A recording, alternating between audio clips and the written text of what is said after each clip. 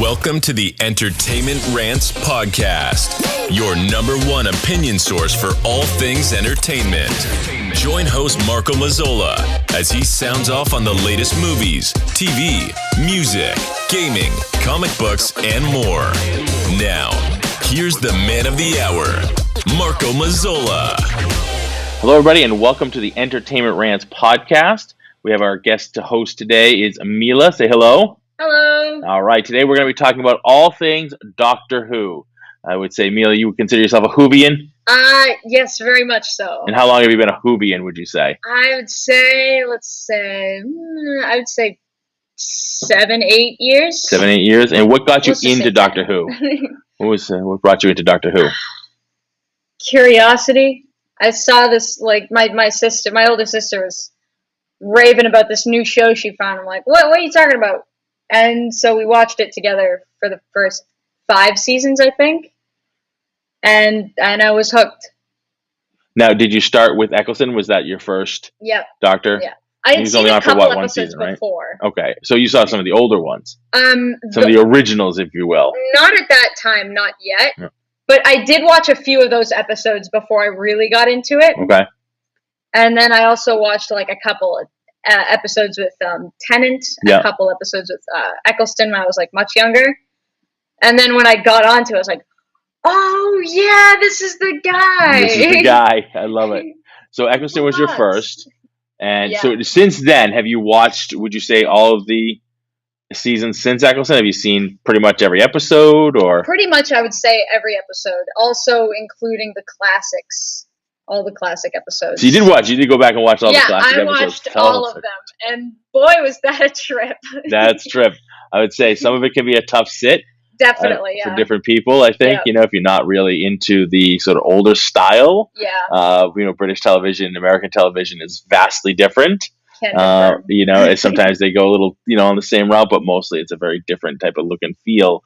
So what were your thoughts? But campy in a good way. Yep. Like it's there. Yeah, there are a couple serial. I think I'll have to go back and rewatch some of Hartnell's, the first Doctor's era, because I hadn't really gotten into it yet. Yep. Because I was just like, oh, is this like, it was kind of a chore, but then I think I really started to fall in love with it around Troughton, the second Doctor. So why was it a chore? That's a good word. Why would you say it was a chore to watch? Because at the time I wasn't really used to that kind of feel, all the like campiness and the old everything. Yeah. And a lot of episodes were missing, which also very much didn't help. I wasn't used to just watching like screen caps with like a little description about what's going on in the bottom of the thing. Trying to fill you in. Yeah, so that was a bit of a chore. But once I got to the second Doctor, it really clicked. I was like, oh wow. Like I was actually like,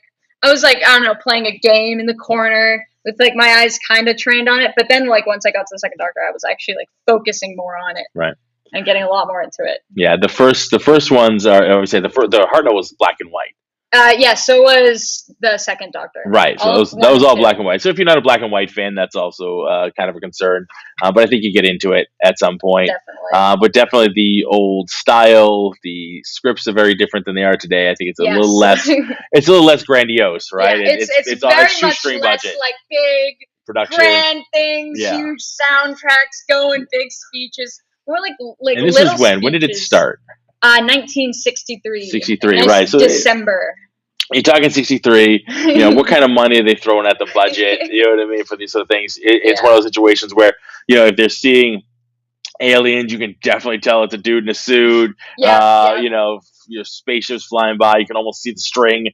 They're dangling it on. The green screen, someone's blatantly just walking in a green screen. Then of course you get to the 60s and 70s, it gets really trippy. Yeah. Right, when they're doing different things at the beginning, the opener. Especially when they start to discover that CGI is a thing. Yeah. There's not a lot of that, but it is very there. Yes. Especially some of the intros for like some of the later stuff. And then like 9 and 10 as well. Like you see the like CGI like that can be said about like New Who as well. Like early on, CGI is still like getting used to itself, and it's like, oh, that's a bit dodgy at best. Dodgy. Yes, absolutely. So sticking with the old stuff, let's start with there, and then we'll get to the new stuff, obviously.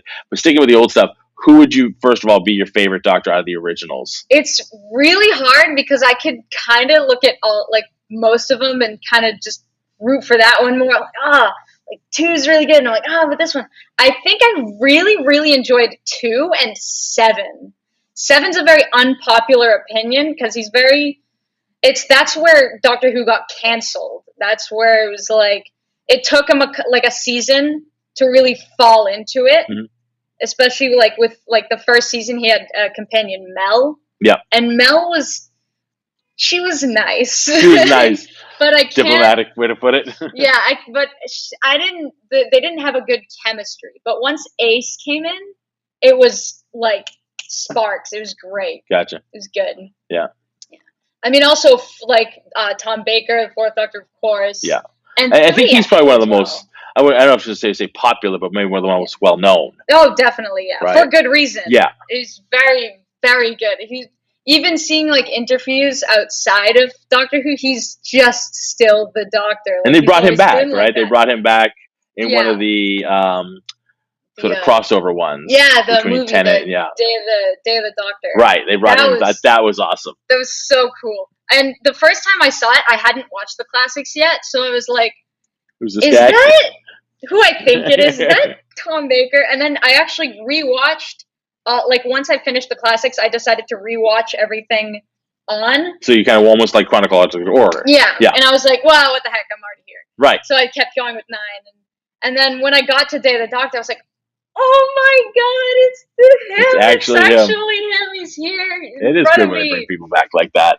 It gives it extra life and a call back to the original stuff, so they're not just ignoring it or whatever. I think that's a great way to put it. Yeah. Okay, so original series, it goes off the air. They cancel it. Yep. Then the movie happens. Doctor, that was right. An atrocity. Yeah, that wasn't so pretty. Bad. That was not pretty. It was campy in all the bad ways. Yeah. Everything about it was just not good. Almost forced. Yeah. Right. They're trying to go too. Yeah. Trying to put too much in a way of like, we really want to bring this back, but it's just not working. Yeah. It lost me in the beginning when they brought back the 7th Doctor. And I was like, oh my God, he's back. And then almost immediately he steps out of his TARDIS and actually gets gunned down by like a gang. I was like, what? That was short-lived. I was like, oh my God, I love this guy. And I'm like, oh. Just kidding. Don't get too attached. And then they brought him back Frankenstein style, and I was like, what the heck? Yeah. And then it was and then the Master was there, and I like the Master, but he was wearing a big cape. Yep. So I was kind of not having it. Right. Costume choices were definitely weird. I mean, all the costuming choices, especially for the original series, when you're looking at the Cybermen and you think like that, like, this is interesting. It's an interesting way to do it.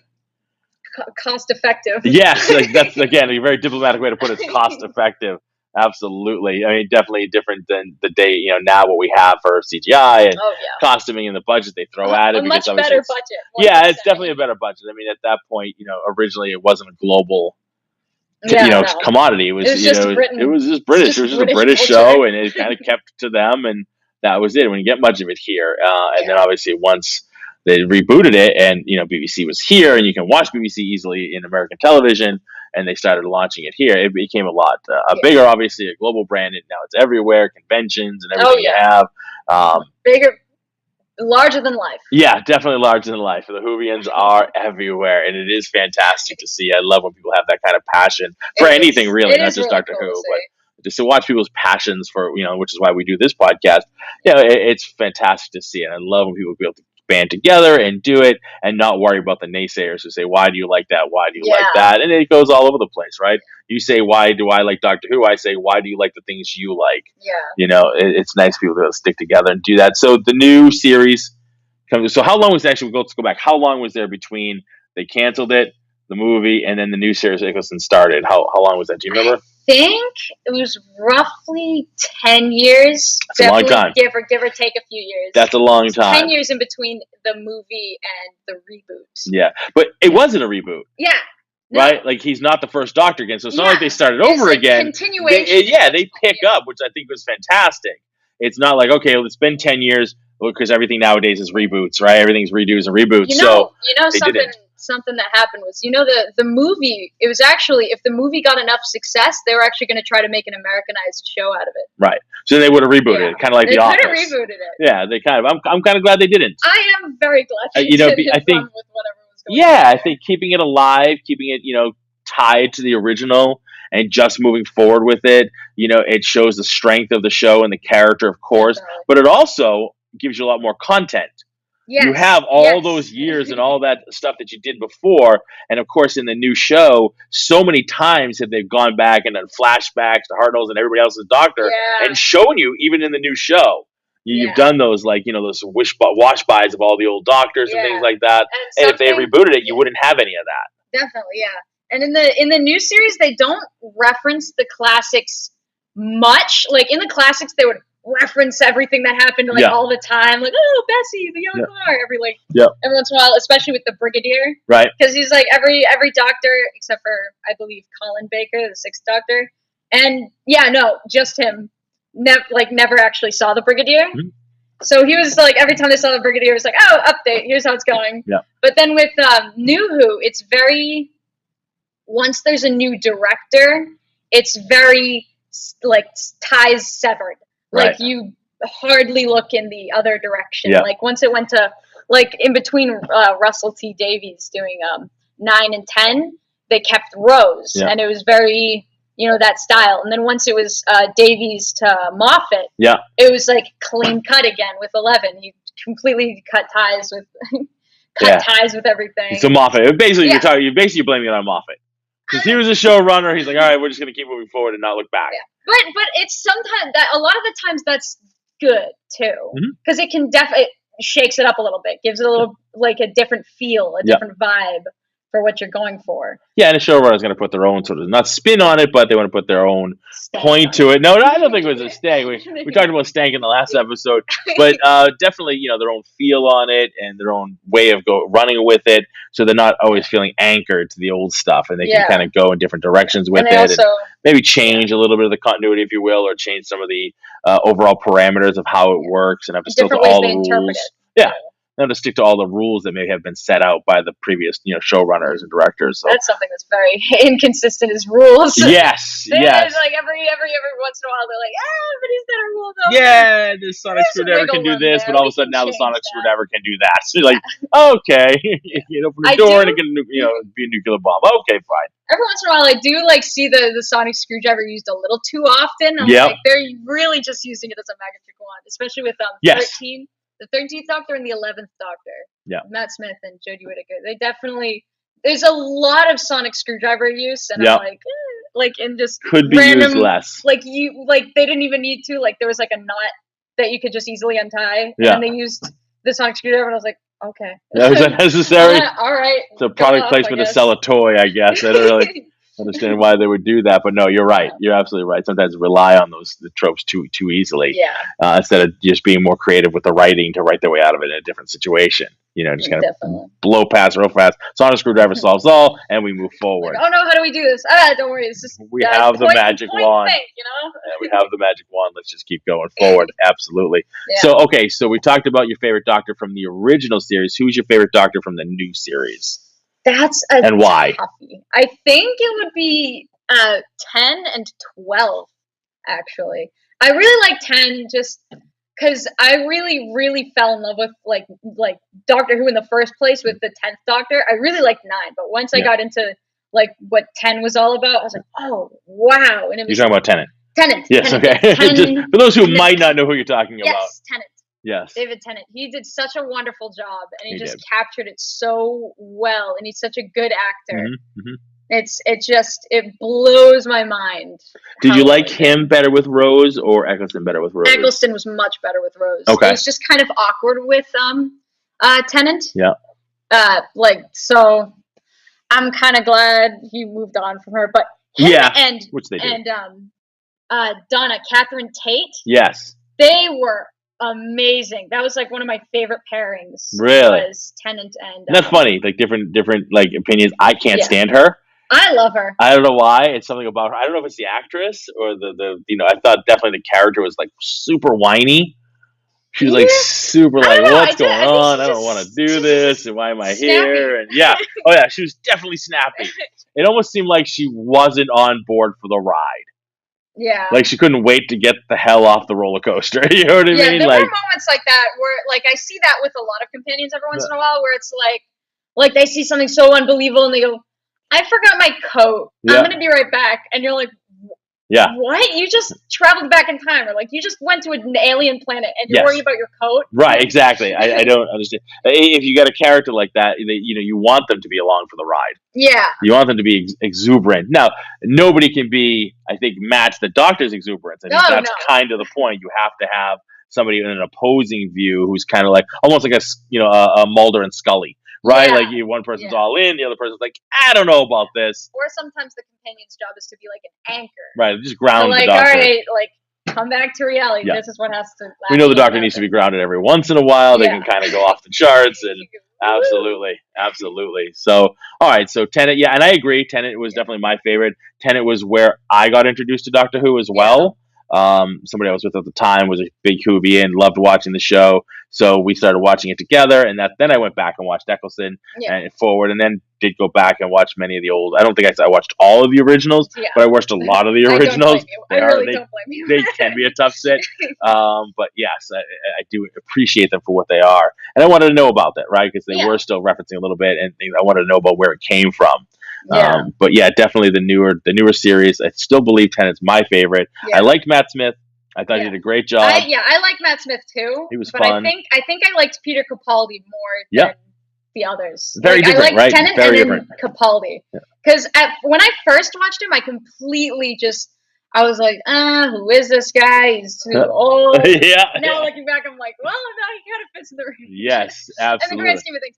But then the second watch, I was just blown away with how good of a Doctor he was. He completely understood the role. It was just something different. Like the Doctor was going through like a midlife crisis. Yes, the way he's like, exactly. That's a great way to put it. The electric guitar and his sunglasses on. So what did you think about that? They turned the sonic screwdriver into his sunglasses. The first time around, I was like, no way, this is blasphemy. You can't change the sonic screwdriver. The second time around, I'm like, it kind of made it work, right? They kind of made it work. It really works with his Doctor. Yeah, just like absolutely. The sunglasses. Yeah, I thought that was great. I love that part of it. Yeah. All right, so we talked about Tennant a little bit. Matt Smith, what was your take on Matt Smith? I think I really like Matt Smith. He does a very excellent job, especially with Amy and Rory. That was Karen Gillan. Yes, very big now. And Arthur Darvill. And they're my favorite companions. Yeah, they're my favorite companion. That's me. I think I actually agree with you there. Yeah, they are. I liked Rose. I did not like Catherine Tate's character. I liked Clara well enough. I thought she was Clara good. With 12, with Capaldi a lot more. Yeah, I did like that. But for some reason, just Amy and Rory, for some reason, they worked for me. Their love affair, their strength, the way they went out. You know what I mean? Like the way they basically got, taken off the show, on purpose. I thought that was amazing. A really great way to have them switch out the companions. I liked, and we'll get to River in a second, but I liked that whole bit. That they pulled out from that. So I agree with you. I like Karen Gillan anyway. Yeah. You know what I mean? I think she's a great actress. I enjoyed her in other things. So, and Rory, as we know, he was in Legends of Tomorrow, the DC show. Playing the Time Master. Yeah, basically. I mean, he ripped. He was ripped. Yeah, so that was fantastic. I was kind of actually sad to see him go from that show because Arthur Darvill is his name. I actually liked him as well as an actor. He was on Broadchurch. Which is a great show with Jodie Whittaker. Yeah, which is awesome. Actually. I haven't seen that show, but I feel like it's a fun show. It's a good show. It's a fun show. It's very well written, very well acted. A little different. Certainly not like a time traveling crazy sci-fi show, but a good drama. I would definitely check that out if you ever get a chance. Yeah. All right, so We talked about that. And anything you want to like kind of touch back on, just feel free to just jump back into. We kind of like going through some of these kind of fast. All I'd say is I completely agree with Amy and Rory. I think in the like the continuation, I really think they're the best companions of new Doctor Who. Yeah, I do. I agree. By far. I like the introduction of her as a little kid. Yeah. You know, the girl who waited, and then magical. then he comes back and it's her, and I think that was incredible. Because you can definitely see the way she's like, you can definitely see the way she's like almost like grows up thinking it's just an imaginary friend. And then realizing, oh my gosh, she was real. This is real. This was real. Yeah, I thought that was ingenious. So I like that part of it as well. What are your favorite? We'll get to other stuff. What are your favorite sort of baddies? What are your? Let's go. We haven't talked about the baddies yet. All the villains, monsters, alien races. I really liked Missy. Yes. Missy was fantastic. Yes. A great opposite, a great foil. Perfection. Yeah, I mean, I liked her better than, I can't remember the actor's name who played, the Master. John Sim. Thank you. Yeah. Before, the Master became Missy. Yeah, I completely agree. Yeah, I liked the Master being her better than the guy. Yeah, by far. Yeah, definitely. Yeah. A much better, well-written character, more dynamic, you know what I mean? There was more depth to it. Absolutely. Because with, like, John Sim's Master, it felt too much like he was trying to do something like, I'm a psychopath, or like, Joker-ish, like, just evil for the sake of evil. Yeah, just Dr. Doom trying to take over the world. Yeah, that was it. To me, it was Dr. Doom trying to take over the world. Yeah. Whereas Missy was, like trying to play with him and trying to, get under his skin and basically still trying to win, but in a more mischievous way. Yeah. Not just blatant, like, all right, I'm going to take the army and nuke the place. It wasn't like that. It was more calculated. Yep. Yeah, and I like that. So you definitely have more depth in when you do that, when you have more, storylines you can write with that person, because it's not just one, way to do it, Definitely. So I definitely enjoyed that. Now, what about the aliens? We have the Daleks, we have the Cybermen, you have the Ood, the list is endless, obviously. Right? The list is endless, but there's so many reoccurring ones. There are. Right? There's obviously the one-offs, things like that, but there's so many reoccurring ones. I liked the idea of the silence. Yes. But I didn't like the fact that they kept bringing them back for no real reason. Yep. Like, every once in a while, I was like, oh, yeah, the silence are still here. And I'm like, I thought we took care of them already. I thought they weren't an issue anymore. But I really loved the idea. That's how it is with a lot of them. Yep. I love the idea of it, but they then go, oh, that was such a good idea. We should keep using that until everyone's kind of sick of it. Sure, like because they're aliens and you didn't kill them, and if there's one left, then the whole race is back again. Yeah.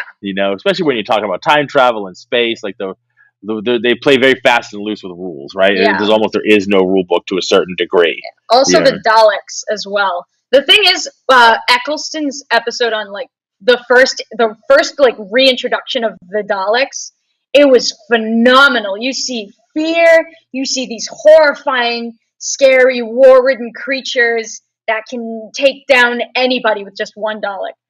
And then later on, it goes, oh yeah, they're back again. Oh yeah, he got rid of them, and then they're back again, and all that. Like, it's just kind of, then they get very, very repetitive, but that's always how the Daleks go, even with the classics. Like, sure, yeah, absolutely. They just kind of get very repetitive. They do. I mean, it is, they're not, I don't want to say one-dimensional. Obviously, what their motivation is, what they're trying to do is somewhat one-dimensional. Yeah. So it's tough, because how do you introduce it and make it a bigger threat? And you have to, it's like goes from $10 to that final one that was like 1 million of them. You know what I mean? Yeah. Like, you have to keep upping the ante to make it a bigger threat. Killed them all. Right.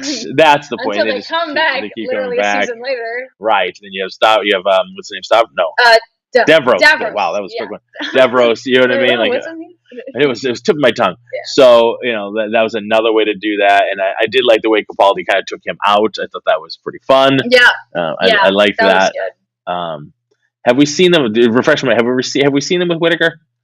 I remember with Jodie. Have we seen the Daleks at all since that episode? I know. With Capaldi? I know they showed up, I believe, in Resolution of the Daleks. Okay. But I don't think other than that, I don't think so. Okay. I think it was just that one story. Gotcha. All right. Excellent. All right. Cool. So then we have, what is your take on, the Cybermen? Let's kind of go through there. I actually really like the Cybermen. With the classic series, I love the way they looked so campy. Oh God, it was horrible. They just had like a sock over their head and a weird little. It was worse than like the Tin Man. Like, you know what I mean? It was great. But then when they brought it back, like with Capaldi's era, they brought that look back with the same voice as well. I was like taken aback. I was like, did they really do that? Yeah. They were the sock over their head and the thing over their head and everything. Yeah, that was so good. I really liked that. But the Cybermen, I feel like they've actually done a really good job with them because they're not as frequent as the Daleks. Mm-hmm. And every time they come in, it's a serious threat. And it's a serious threat that makes sense being repeated. Yeah. Because it's like, first thing they were on like Mondas, and they were like, because it's an easy concept to repeat. Yeah. Of this world thinks, our people are getting weaker, so we should build stronger people. And then you end up with the Cybermen, and they could look different, like they can look more modern, they can look like they have a sock over their head. but it's always in a realistic in quotations kind of way. Yep. Like it's always a real threat. Definitely. Yeah. All right, so I'm going to tell you my favorite, but the ones that disturb me the most will always be the Weeping Angels. Definitely. They will always creep me out because we don't necessarily yet, but they're coming. Robots walking around independently. We know people who work on things like that. So it doesn't seem as real, but like gargoyles are everywhere, right? You can go anywhere, right? After old seeing buildings. like Blink, right? That episode, you start to like look around. You're looking at it like, did that thing just move? Did that thing just move? Yeah, exactly. So they definitely creep me out the most, and I think they've used them obviously to a T to make it as creepy as possible. I think they definitely are oddly enough the scariest, even though they're statues that when you look at them don't even move. Yeah. But the fact that once you turn, once you close your eyes, they move. It's like basically like the Flash. They move like instantaneous speed. Fast. Right. I like my favorite use or the favorite way they were taken out was Tennant when they're in the TARDIS and they're all on one on each four side, and then he makes the TARDIS disappear, so they're all staring at each other, so they can't move. Clever. The timey-wimey wibbly wobbly, that was really fun. Like that was perfect. To me, writing is everything. Acting, you have to have acting, you have to actors, but the actors can only do so much. I'll say it this way: they can only do so much with the script they're given. Definitely. So if the script isn't strong, there's only so much acting you can do to make it work. So it has to start in the writer's room, right? And I think so much of it, especially the new series, is strong. That episode to me was incredibly strong. Doing the whole time difference, and they're watching him on tape basically, and you're kind of figuring what's going on, sort of almost backwards, watching what was happening. I thought that was ingenious. So it's good writing that way, and I always appreciate great writing. Yeah, that was a phenomenally written episode. Right, just fantastic. like the Rory and Melody when they were leaving, that whole when she had to go back to save him, and then basically knowing that it was going to, that would be it, and they would be able to come back. I thought that was incredible. Yeah, definitely. So I definitely enjoyed the writing on that one. What were your favorite? And this doesn't have to be one. What were some of your favorite episodes across the entire series? Like, that's tough. I know. Hit you with the big one on that one. Hit you with the big one. We're about a half hour into this, so I figure I'm going to hit you with a big one now. All right. Let's see. That's a really good question. And it can be different reasons, right? You don't have to have the favorite. What are some of your favorites and why? What are the different reasons it could be your favorite? I'm gonna start with a nice easy one. I liked The Empty Child with Christopher Eccleston's Doctor. That like there are so many good episodes like throughout everything. So give us a little background on that one, just if you've never heard of what is basically a synopsis of Cliff Notes, if you will. Yeah. So The Empty Child is basically about they go back. The Doctor and Rose go back to World War II, the London Blitz. They're getting bombed by the Germans, and there's this child that goes around. It looks about like 7, and he's got this gas mask over his face, and only repeats like, "Are you my mummy?" And it's so eerie and so creepy.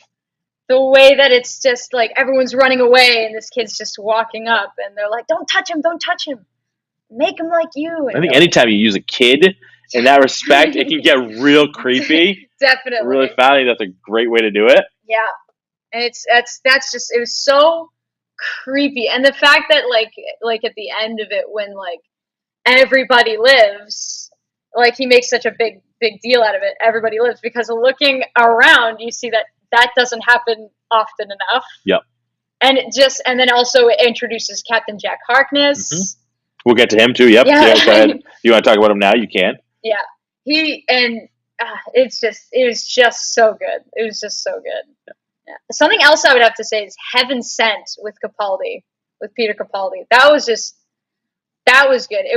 That's about the doctor gets randomly teleported to this place, and we don't know what it is. It's just this big mansion, and he's trying to figure out this creature that's just slowly chasing him. It's not running, it's just walking. And it's a huge mansion. He could go anywhere, but it's always constantly behind. And there's always screens everywhere where you can see it lurking forwards. And he's trying to figure out how to get there, like how to get away, where he is, what it wants.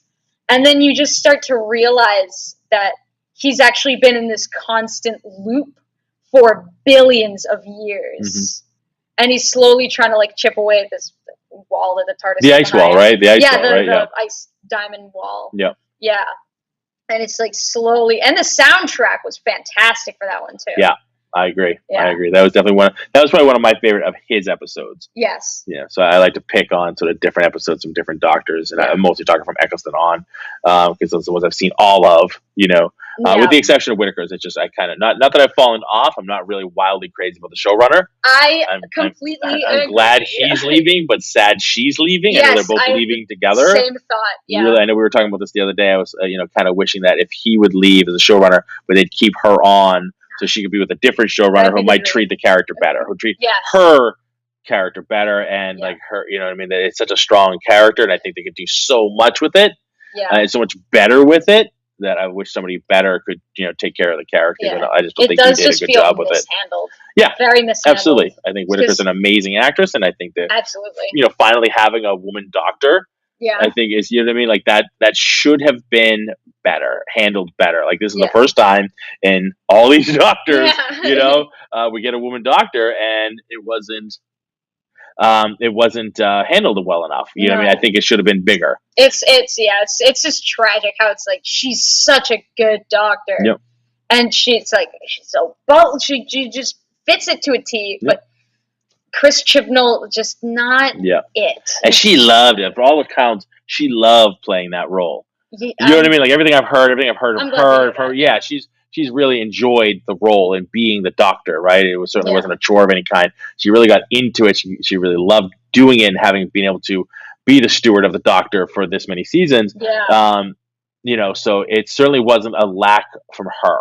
Yeah, I don't feel like it was like a lack of her enthusiasm, her involvement, her wanting to give it her all. I think that was all it's there. Just unfortunate writing. Yeah, it's unfortunate writing led by the showrunner, right? The director of the ship. Yeah. You know what I mean?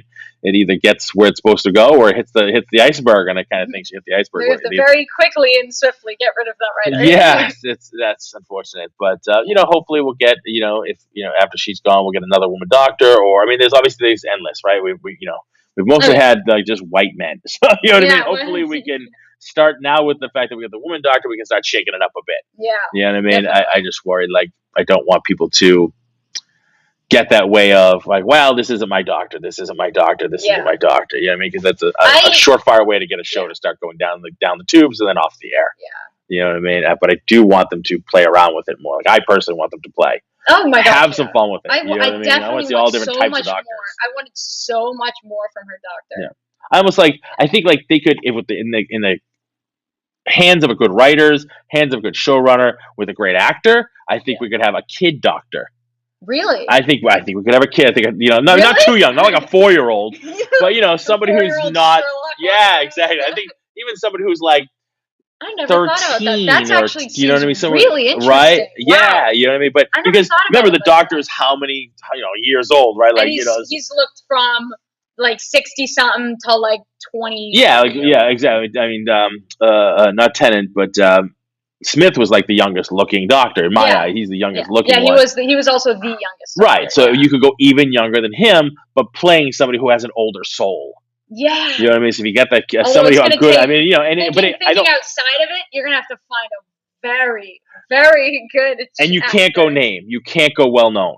You absolutely can't. You can't pick a young child actor who's already well known in the business. I think that would be that's like jumping the shark almost, right? You're just trying to do the name on there. Yeah, I think you got to go with the no name. You got to go with the no name. Really recognize the actor. I'm like, like some people go, oh, Tom Holland should be the Doctor. I'm like, right? No, absolutely not. First of all, no, he shouldn't. Absolutely and second not. of all, I recognize him way too much as Spider-Man. Yeah, well, there's that, and I understand typecasting kind of sucks, but and I get it, and I don't think that Tom Holland would be a bad Doctor. I just don't think he'd be a good Doctor. Yeah, no, I just can't see him in that. I just can't. But at all. I mean, if people couldn't see Ben Affleck as Batman, to me, he's one of the better Batmen, with the exception of Michael Keaton, who's my favorite. Yeah. You know what I mean? So you never know. You never know. But again, handled with good writers. They can do it, and a good showrunner, they can make it happen. Really interesting. But I still think a young doctor, like again, not a child, I'm not talking like a 4 or 5 year old, but somebody in there, like 13, right, 12, 13, 14, somewhere in that range where they're still innocent and life hasn't hardened them normally, but the person is hundreds of years old. Yeah. Because of the Doctor, they've been around forever and done all this stuff. I'd be interested in what the companion choice would be for that. Right. So now you get a kid, you essentially. You can already see the first episode. Like, aren't you just a kid? He goes, well, actually. Right, exactly. That's my point. That's exactly right. You now have a kid, essentially, look of a kid who's hundreds of years old, directing people that think they're older than him or her. It could be either, right? And but that person, that kid, essentially, is in charge and is taking them all these wild adventures. Yeah, and knows every, you know what I mean? Knows how to do all this stuff. That is the fact that we've never actually seen that before, because we have heard the reason we were able to have a boy to a girl Doctor was because I think somewhere in 11 it was the first time ever mentioned of that happening. Like he was talking about a friend from the academy or something, and the fact that he regenerated into a girl. Yeah. And that was never heard of before. I was like, oh wow. And then that gave birth to the idea of Missy. Right. And then Jodie Whittaker's Doctor. Yeah. And so that happens. But now you can either just make it happen. Sure. I mean, that's a writing. That's a couple of clicks on a keyboard at this point. You can write that right into it. It's done. I mean, they can explain anything away. If they do it, if they were to do it, not that BBC is listening, but if they were to do it, yes, you can write it quickly away, but don't write it quickly and easily away. Yeah. Make it something real. It's a definite point. Make it something interesting. Instead of just going, oh no, it'd be like it was hard fought, or it was like it's a major issue. No, just like, oh yeah, he's a kid now. You know what I mean? Someone injected him with some sort of thing, and now he's regenerated. He tripped over a barrel and now he's a kid. Hit a fountain of youth and he's done. That's boring.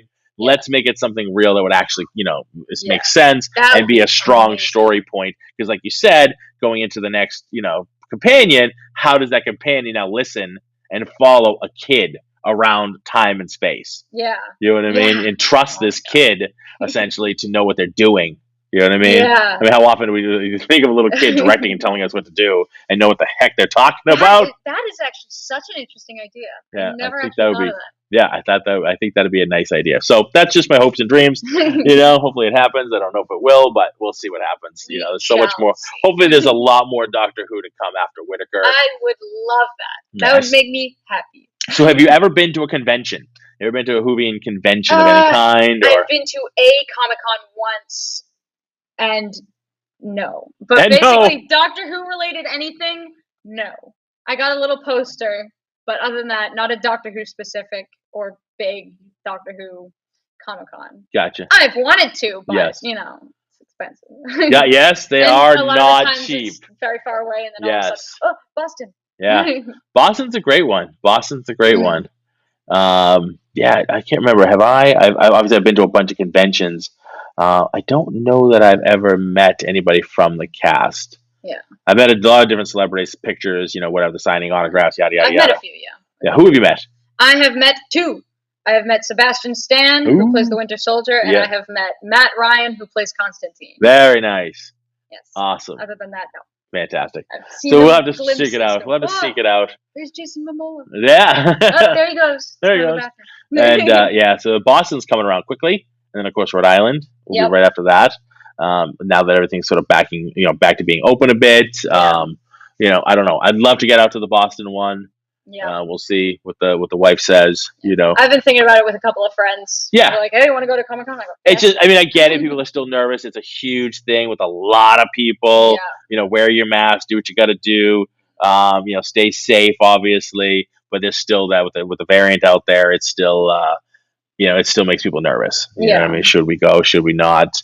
But at some point, we do have to get back to real life and keep going with what we're doing. Get back to real life. Go back to comics. Yeah, exactly. Go back to Comic-Cons. Get stuck in massive crowds. So, we'll see what happens. But, yeah, awesome.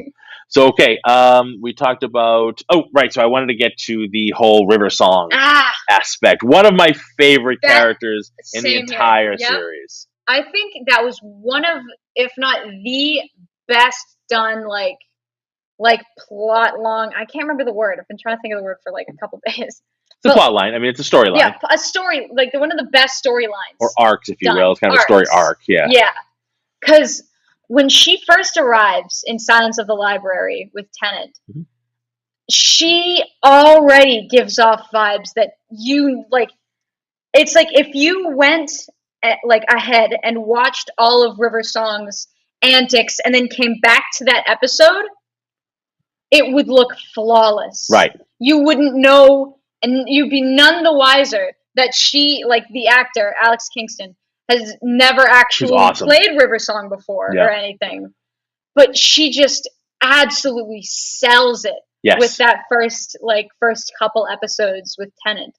It was phenomenal. The way she looks at him and she's absolutely broken and goes, "You don't even know who I am." Yeah. It's absolutely phenomenal. Yes. Watching and when you get to that, not realizing when they basically hit you and say that you're basically watching her storyline in reverse. Yeah. I thought that was genius. Well written. They played it off, and every time they put her into the episodes or the movies, whatever, it was really spot on.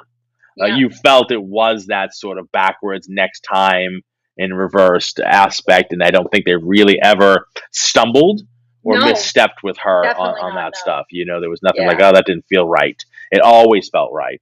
Yeah. Like the more the Doctor would see, the more they saw each other, the more the Doctor knew about River and the less River knew about the Doctor. Yeah. And then it's just, sometimes they're in the sync, but there's still questions like, who are you? Yep. Who are you really? Yeah. And then it starts to fade out until you see. Yeah, it goes from one side to the other, right? The scale goes from one side to the other the whole time. So you have that whole thing, and then the Doctor's wife and the whole all that kind of thing, and then you weave in the whole Melody Pond aspect of it being her mother, essentially. And it was sitting right there, right? River Song, Melody Pond. It's sitting in your face, but it takes them to smack you with it and go, "Oh yeah!"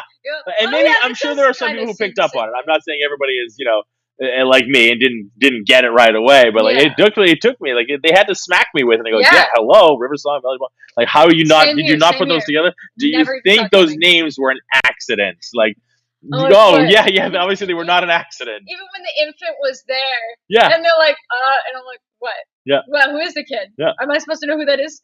Am I supposed to know who you are, River? Yeah. And then also I was like, oh, that makes sense. Oh, that took a little long. Again, the genius of the writing, putting it's woven in. You don't see it until they want you to see it. Yeah. You know what I mean? I think that again, that goes back to just strong writing, strong show running at that point. And that speaks a lot. I was definitely sad when Moffat's time was done. Oh, yeah. Yeah, he was definitely my favorite showrunner, the one I knew the most as well. Certainly not just because the episodes, I watched mostly the ones I watched were his episodes, his seasons. But he to me was also the most you physically saw, on interviews and things like that. You saw a lot of stuff with him, and he'd talk about the show. If I saw him at a convention without a sign next to him, I'd know who it was. Yeah. The other ones, if I tripped over them, I wouldn't know who they are. Yeah. Do you know what I'm saying? And not as like you in your really face. Because I actually now think you can picture his curly hair. You can picture his eyes. I don't know what Chris Chibnall looks right. like. I don't know what Russell T Davies look like, but I know what. I'm sure I've seen Russell, but I wouldn't know exactly what he looks like. Like I can picture Moffat in my head. You know, I picture somebody's face. Same. I can picture it. I can't picture the other ones in my head. Nope. Which just shakes the fact that they weren't out there in public about making appearances and things like that and talking about the show. I think he was I would agree. I think he is my favorite one because for a while I was kind of debating in between like Davies and Moffat, but then Moffat won out in the end. Yeah, this is just it's just so good. It was really. Of course, he's had some slips with a couple of episodes. Sure, of course. But other than that, like he's done. You're not going to hit 100% of the goals you shoot for. Yeah. It's just not going to happen. It's impossible. So what were so speaking of that, that's the other one I want to ask you is what were your least favorite episodes? What were the ones you would not really watch again? Because there's always that if you watch a series and you watch it enough times. I've watched The Office a million times, and there's a couple episodes, Scott's Tots, and a few episodes that when I get to them, I skip over because they make me uncomfortable or whatever the reason. I don't think they're well done. So what are the episodes you would skip over while watching? I think one of them that my mind automatically goes to it would have to be Tooth and Claw with Tennant, because it was one of his first episodes, and there was a werewolf and Queen Victoria. Yeah. And I thought the idea was nice, but I do keep saying You're very diplomatic. I love it. You don't have to be. It's cool the fact that they thought of Queen Victoria maybe having werewolf blood in her somewhere. But I really didn't like that episode at all. Yeah. From the horrible stunts action things to the terrible CGI they did seem to phone it in a little bit on that one. That lasted a little too long. Yeah. It was just not good. Yeah, I would definitely agree with you on that one. I don't know. I'm trying to think of some of the other ones. I don't know if I could think of any that I wouldn't necessarily watch again. But I know them when I see them. You see it coming up and you're like, this I see the next episode and I'm like, maybe one. not. Maybe I can just casually skip to the next. Watch this episode. So where do you consume them? Where do you watch them? Do you have them on DVDs, or do you watch them on streaming? Or I stream them. You stream them from where? HBO Max. HBO Max. Yep, that's where I do it as well. Yeah. HBO Max. I love my HBO Max. Got to see Suicide Squad on there. And I rewatch The Big Bang Theory religiously. Yeah. That's one of those TV shows that my wife and I watch when we're going to sleep.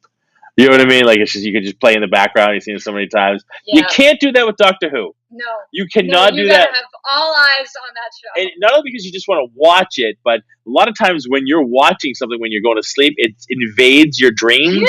And you do not want Doctor Who invading your dreams. All the aliens and monsters and the crazy crap that happens on that show. Definitely. You don't want to start dreaming about being on another planet and this, the silence or the Weeping Angels or something coming at you. Dreams about a monster that you'll never be able to remember the second you stop looking at it. Exactly. It's just a panic attack waiting to happen when you wake up. So yeah, that's definitely not one way to watch while we're sleeping, but that's what. No, I have to agree with that. Absolutely. So we're coming up on about 50 minutes in the show, and so we're going to wrap it up really soon. But before we do, talk to me about. So you're going to be on the show more often. Yes. We're definitely. That's why you're up on the website, co-host. You and I are going to be doing a lot of these together. Definitely. And we'll have, as I said last, we'll have a lot of special guests. Like my brother Dino was on the last episode. We'll have special guests, and we'll all three of us talk. We'll do all different things on the show. Talk to me just really briefly about some of your other passions beyond Doctor Who. It doesn't have to be entertainment. Like what else? I know obviously you're a student at the karate school. Yes, I'm big on music, like rock kind of music. I like movies. I really like movies just in general. Yeah. So I like those a lot. There's also shows that I watch like Legion, The Leftovers, which is one that doesn't come up that often, but is definitely worth a mention. I watch a little bit of anime, so maybe that's a little bit of anime. But yeah, it's pretty much. And video games. You and some of the other students around here talk video games on it. Yes, I do. I very much avidly like to play video games as well. Any particular favorites? Or the ones Skyrim. Skyrim, okay. Say, yes. Yeah, the open world. Yeah, you and the other one always talk about it all the time. Every time I turn around, you guys are talking about that game. That's pretty awesome. And Minecraft, cool. Minecraft, cool. So you're a Minecraft, not a Roblox? No. Is Roblox more for younger kids? Minecraft for old? Like, how does that really work? Well, Minecraft came out earlier. I think it was like 2011. Yeah, it's been out for a lot longer than Roblox. Yeah. And so that's why a lot of like it's usually for like older kids, not because it has any bad content. No, it's just been around long, so people have grown up with it. Yeah. But with Roblox, it's aimed more for kids now. Excellent. The way it's advertised, you see toys for it. Right. You only see it like advertised on like kids channels and stuff like that. So we'll have to do a Minecraft versus Roblox or a Minecraft episode at some point. We'll get a Roblox fan in here. Yes. Like so then we can have a nice healthy debate about why Minecraft is better. There you go. I like it. That's your point of it. That's awesome.